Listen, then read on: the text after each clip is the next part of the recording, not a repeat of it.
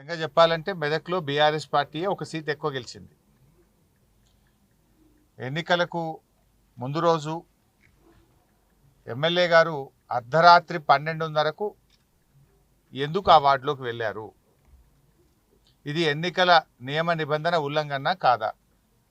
సాయంత్రం 5 గంటలకు ప్రచారం ముగిసింది. 5 గంటల తర్వాత ఎవరూ ప్రచారం చేయడానికి వీల్లేదు. ఆ వార్డుకు సంబంధం లేని ఓటర్లు ఆ వార్డుల్లో తిరగకూడదు. మరి ఆ వార్డుకు ఎందుకు ఎమ్మెల్యే గారు రాత్రి 12:30కు 4 కార్ల కాన్వాయ్తో వెళ్ళారు?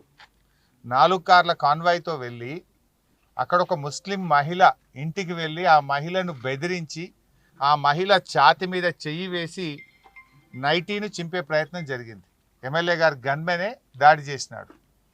సో ఒక ముస్లిం మహిళ మీద దాడి చేసినప్పుడు, ఆమె ముస్లిం మహిళ ఛాతి మీద చెయ్యి వేసి దాడి చేసినప్పుడు సహజంగానే ప్రజల్లో ఆవేశం వస్తుంది కదా. సహజంగానే ప్రజల్లో ఒక ముస్లిం మహిళ మీద మరో గన్మెన్ ఆ రకంగా చెయ్యి వేసి దాడి చేసి ఛాతి మీద చెయ్యి వేసినప్పుడు ఎవరైనా స్పందిస్తారు కదా. నువ్వు ఆ రాత్రి 12:30కి ఎందుకు పోయినారు? డిఎస్పీ గారు దగ్గరుండి వాళ్ళను 12:30కి తీసుకెళ్ళి డబ్బులు పంచిపిస్తాడా? మరి 12:30 రాత్రి మీరు ఇక్కడ రాకూడదు, నియమ నిబంధనలకు ఉల్లంఘన, ఇక్కడికి 4 కార్ల కాన్వాయ్తో ఈ రాత్రిపూట ఈ వార్డులోకి రావద్దని చెప్పాల్సిన డిఎస్పీ దగ్గరుండి ఎమ్మెల్యే గారిని 4 కార్ల కాన్వాయ్ని తీసుకుపోయి డబ్బులు పంపించే ప్రయత్నం చేస్తారు. ప్రశ్నించినటువంటి ఒక ముస్లిం మహిళ మీద గన్మెన్ ఛాతి మీద చెయ్యి పెట్టి నైటీ చింపి దాడి చేస్తాడు.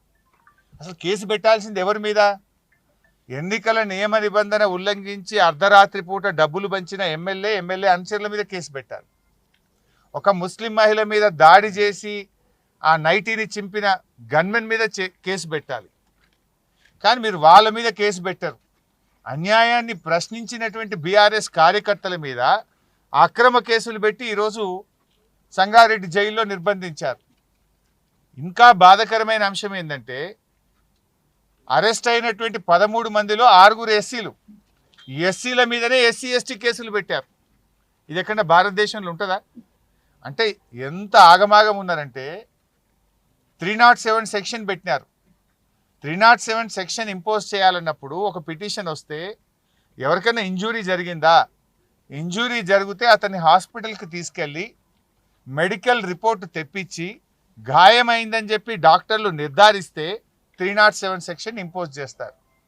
అసలు మెడికల్ రిపోర్ట్ లేదు, ఇంజూరీ జరిగిందే లేదు, గాయం అయిందే లేదు.